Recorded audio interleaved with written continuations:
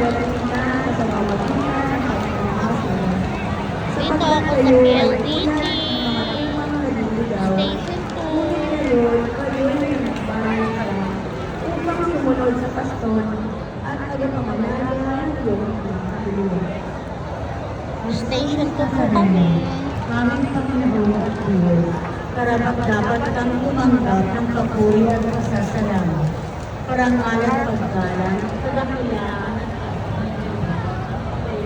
Taga Cavite siya, MBBN, Balangay. naging anak ka rin ni Maria Morenica de Isan, binay ka ni Maria sa amin, bilang tagapagligtas at kapatid. Super dami ng tao kasi. Bilang pinananin at pag-asa. Pinununan mo siya ng grasya.